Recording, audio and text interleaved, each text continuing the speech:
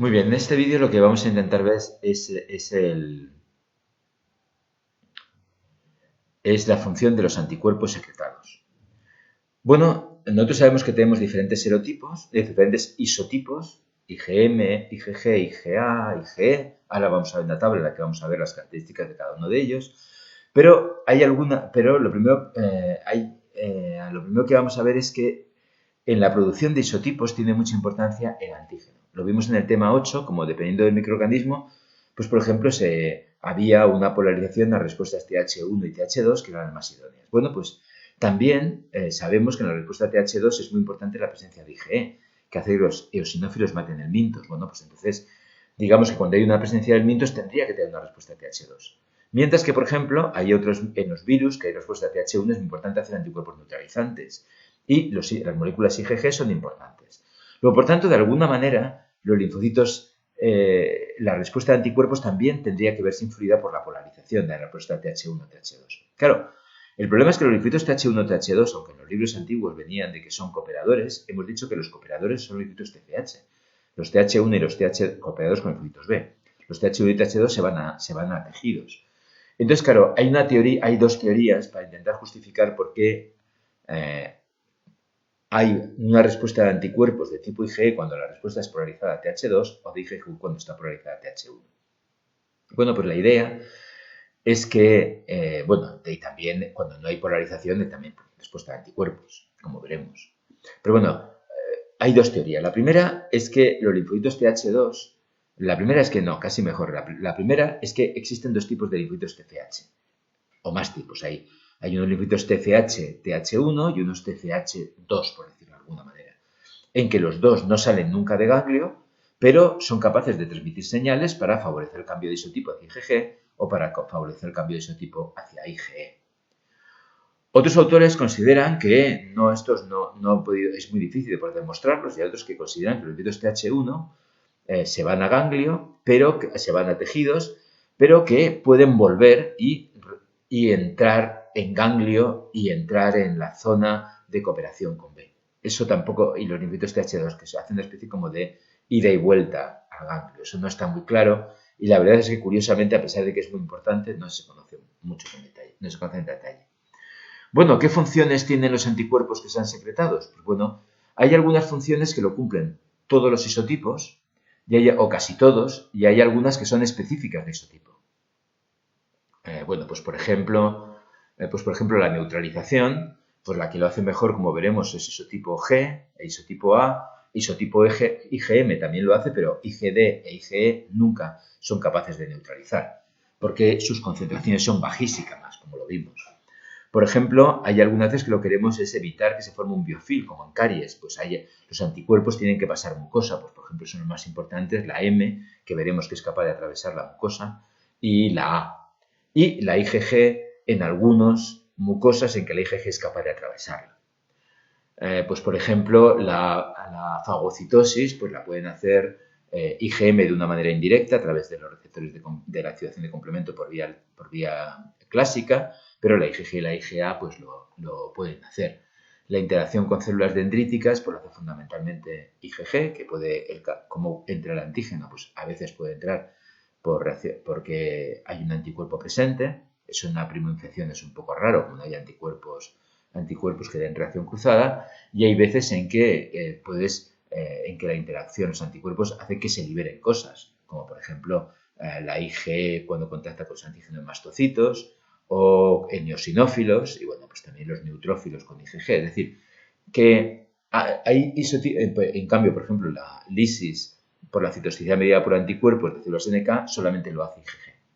Es decir, y aquí la liberación de mastocitos solo lo hace IgE, y en cambio la liberación de secreción de factores por la presencia de IgG lo hacen neutrófilos. Es decir, cada célula, en función de los receptores que tiene, los isotipos modulan la respuesta. Algunos, por ejemplo, la activación de complemento, que es muy importante, una única molécula de IgM pentamérica que reconozca un antígeno siempre activa el complemento, porque la distancia entre los regiones FC de las 5 moléculas de IgM que forman la IgM pentamérica es exactamente la misma que está en las cabezas globulares de C1Q, y en una molécula, y para que se active el complemento, dos cabezas globulares de una misma molécula de C1Q tienen que contactar con dos regiones Fc y entonces con una única anticuerpo de IgM pentamérica se activa el complemento, mientras que con IgG pues tiene que haber una alta concentración para hacer que dos regiones F sub C estén suficientemente cerca como para que dos cabezas globulares de una misma molécula de C1Q contacten simultáneamente con dos regiones Fc. Cuando hay poca concentración de IgG y las moléculas están muy separadas, pues no se activa.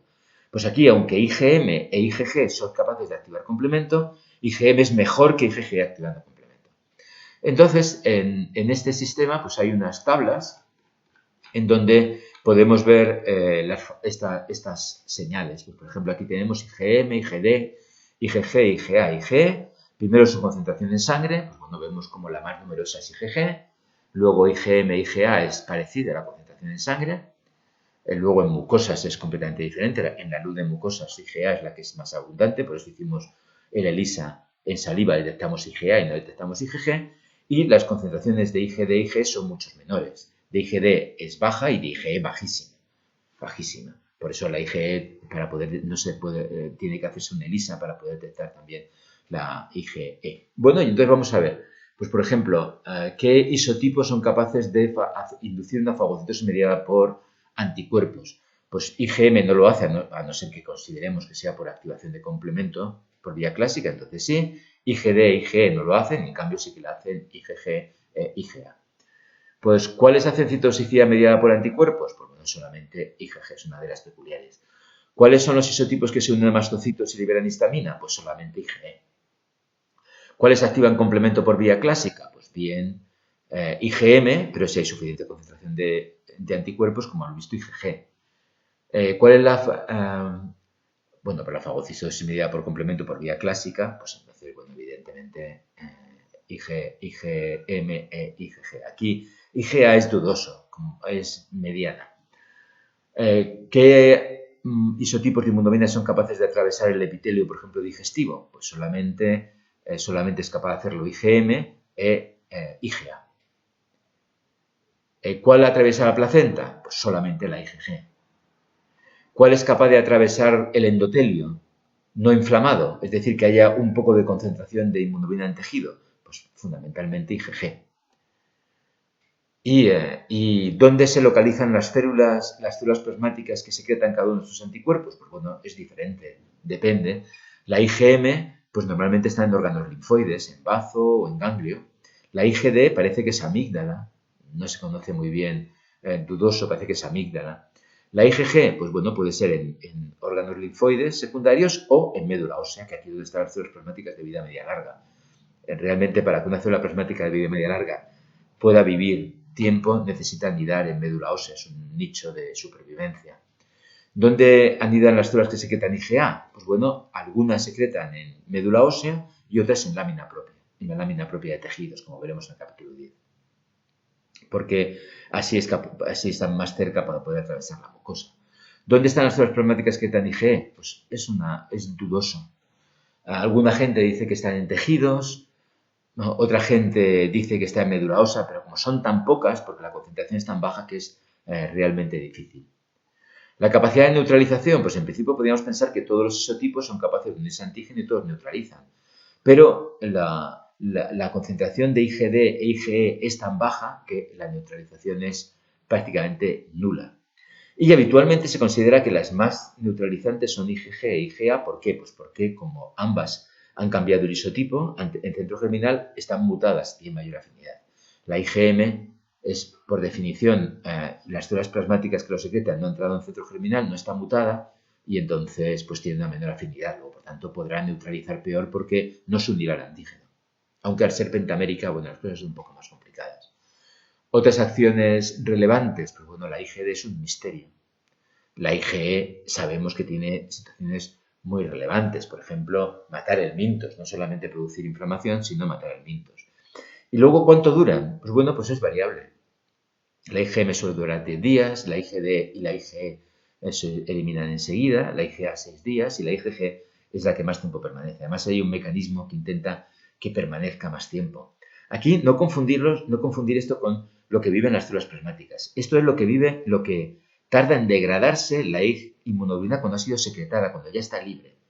Es decir, que si yo, por ejemplo, produzco ¿cuánto tiempo va a haber IgM? Pues es el tiempo que las células plasmáticas de vida media corta la secretan, más lo que tarda en degradarse lo que se secreta. Y en IgG, pues, pasaría lo mismo. Bueno, yo creo que con esto vamos a terminar, que simplemente es de ver las funciones de los anticuerpos.